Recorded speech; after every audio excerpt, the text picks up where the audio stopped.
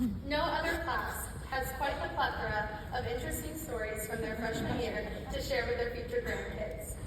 How many times do you think we heard the phrase Falcon Wingspan? I also wonder the amount of times that I forgot to take my temperature in the morning and had to fudge some numbers.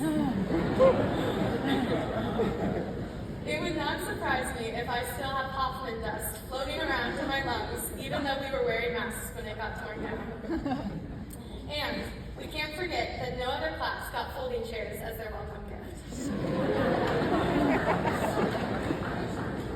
In all seriousness, though, we made do with what was offered to us, knowing that this was not necessarily what we had thought or hoped for as we stepped into what was, for most of us, our first major adulting experience. As I struggled through that first year of masking, regulations, quarantining, and separation, I felt myself becoming deeply frustrated. Why did this have to happen during the time of life that I had been looking forward to for so long? I had the lovely opportunity to live in Nauggle 3A freshman year.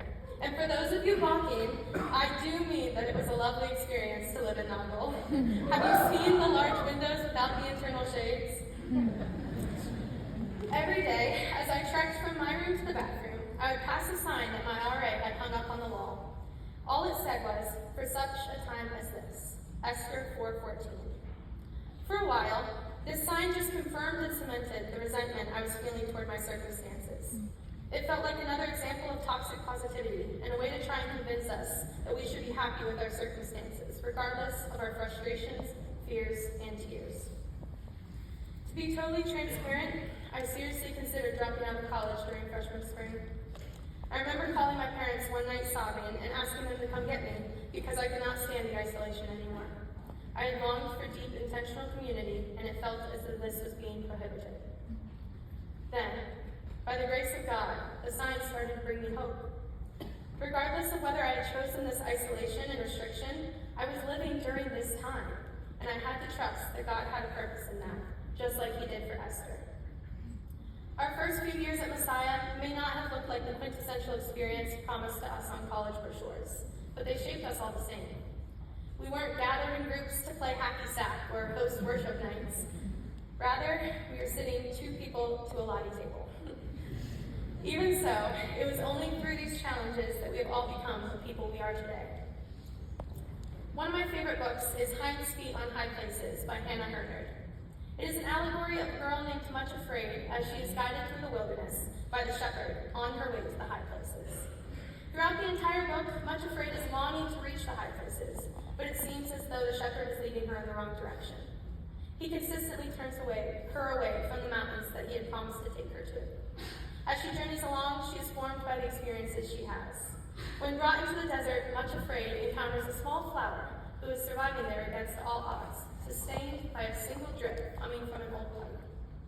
When she asks the flower its name, it responds, "Behold me, my name is Acceptance with Joy."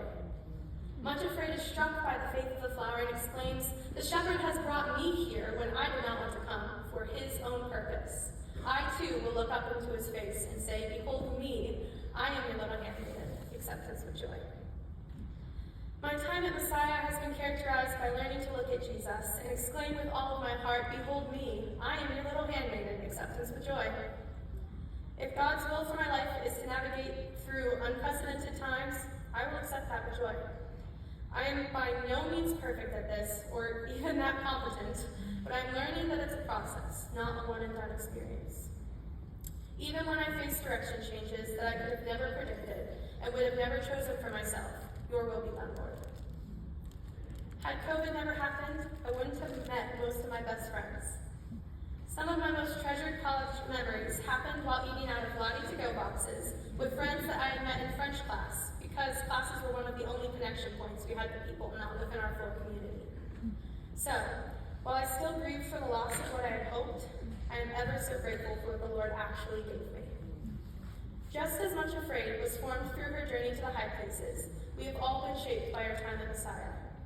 Whether our identity-forming moments were brought on by switching majors, changes in friendships, the restrictions of COVID life on campus, or many other things, I know that the Lord has guided each and every one of you to this point in our story. Ecclesiastes 3 highlights the multifaceted nature in life. There is a time for everything under the sun. There is a time to isolate and a time to connect, a time to study and a time to neglect our work when the weather was just too nice to stay inside for any seconds longer. There have been times of doubt and frustration and times of confidence and fearlessness. As much as we want to deny it, this time is a time to say goodbye.